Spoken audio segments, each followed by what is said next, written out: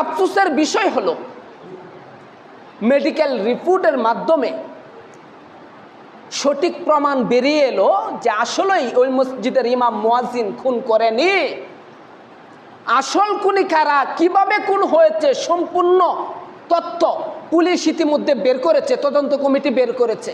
বের করে আদালতকে দেওয়ার পরেও ইমাম মুয়াজ্জিন এখনো পর্যন্ত তারা ছাড়া পায়নি। আদালতকে জানিয়েছে যে আমরা মেডিকেল রিপোর্টেই বলেছে, এরপরও ইমাম মুয়াজ্জিনের হাতে এখনো হাত করা, এখনো তাদেরকে নিয়ে কোর্টের বারিন্দায় দৌড়াদৌড়ি করানো হচ্ছে। সোশ্যাল মিডিয়ার মাধ্যমে বিশ্ববাসীকে এটাই দেখানো হচ্ছে যে আলেমের এই দোষ করেছে, ইমাম এই দোষ করেছে, মুয়াজ্জিন এই দোষ করেছে। এটা দেখিয়ে তারা কি প্রমাণ করতে চায়?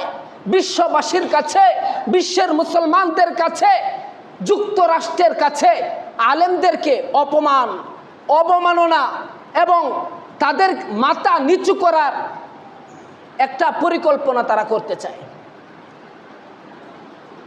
কিন্তু ওয়ামাকারু ওয়ামাকারাল্লাহ ওয়াল্লাহু খায়রুল মাকিরিন। আল্লাহ তাআলা বলেন, বান্দা তোমরা কি ষড়যন্ত্র করবা, কি কৌশল অবলম্বন করবা, তোমরা কি জানো না আমি আল্লাহ সবচেয়ে বড় কৌশলকারী? ওয়ামাকারু ওয়ামাকারাল্লাহ ওয়াল্লাহু খায়রুল মাকিরিন। আল্লাহর চেয়ে বড় কৌশলকারী আর কেউ আছে? আমাদের কৌশলের মেধা কে দিছে? আল্লাহ দিছে।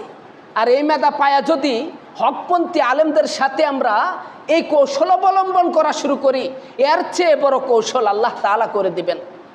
এই জন্যই আমাদের করণীয় হলো, আজকে ওই মসজিদের ইমাম মুয়াজ্জিনের যে দশা, কালকে আপনার এলাকার মসজিদের ইমাম মুয়াজ্জিনের একই দশা হবে।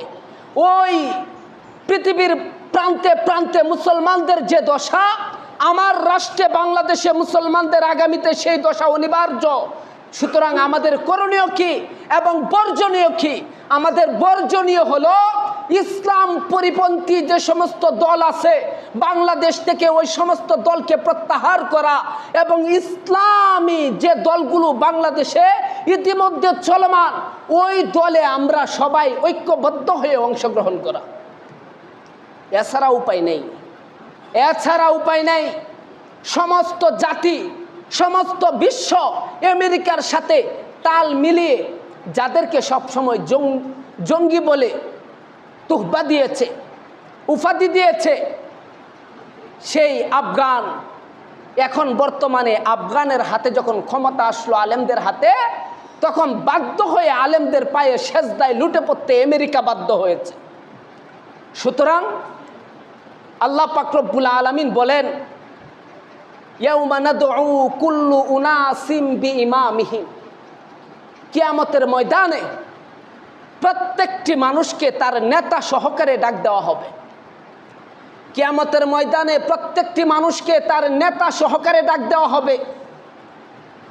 আর তখন নেতারা বলবে, ওয়া মিনান নাসি মান ইয়াকুলু আমান্না বিল্লাহ ওয়া বিল ইয়াউমিল আখির ওয়া মা হুম বিমুমিনিন ইখাদিউন আল্লাহ ওয়াল্লাযীনা আমানু ওয়া মা ইয়াখদাউনা ইল্লা আনফুসাহুম ওয়া মা ইয়াশউরুন।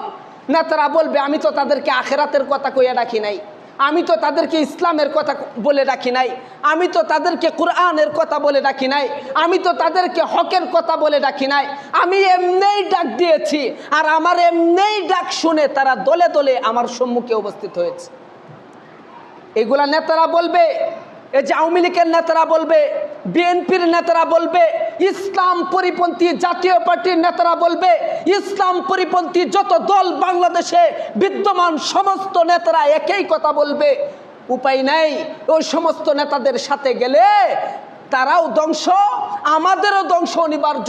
এই জন্য ইসলামী দল বাংলাদেশে রয়েছে, আল্লামা মামুনুল হকের দল বাংলাদেশে রয়েছে, বাংলাদেশ খেলাফত মজলিস। বাংলাদেশ খেলাফত মজলিসে যোগ দিন, তন্ত্র মন্ত্রের দিন শেষ, খেলাফতের বাংলাদেশ, এই স্লোগানে আপনারা এগিয়ে যান। ইনশাআল্লাহ আশা করা যায় যদি ইসলাম প্রতিষ্ঠা করতে পারি রাষ্ট্রীয়ভাবে, তাহলে অন্যায় থাকবে না বাংলাদেশে, অবিচার থাকবে না বাংলাদেশে, জুলুম নির্যাতন গুম খুন হত্যা থাকবে না বাংলাদেশে। বাংলাদেশে একটা শান্তির রাষ্ট্র কায়েম হবে। যে সমস্ত দেশকে আমরা মাথা নিচু করে তাদের সাথে কথা বলতে হয়, খোদার কসম ইসলামী দল যদি ক্ষমতায় আসে, সারা বিশ্ব আমেরিকা দিল্লি নয় সমস্ত দলগুলো বাংলাদেশের মানুষের কাছে সেজদায় লুটে পড়তে বাধ্য হবে ইনশাআল্লাহ।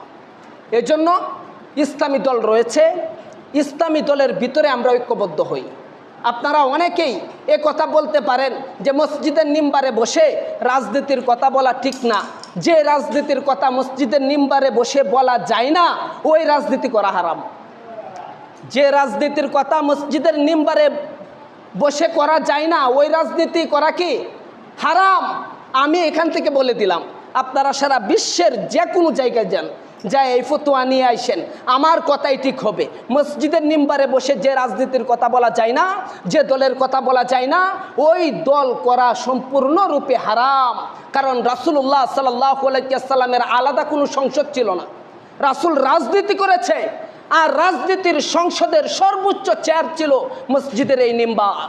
এই মিম্বারে বসে সংসদ কায়েম করতেন, এই মিম্বারে বসে কোরআন দেখে দেখে আইন প্রয়োগ করতেন, এই মিম্বারে বসে এলাকার দেশের সমস্ত বিচার, সমস্ত নালিশ উনি শুনতেন এবং এখান থেকেই সব নালিশের ফায়সালা উনি দিয়ে দিতেন।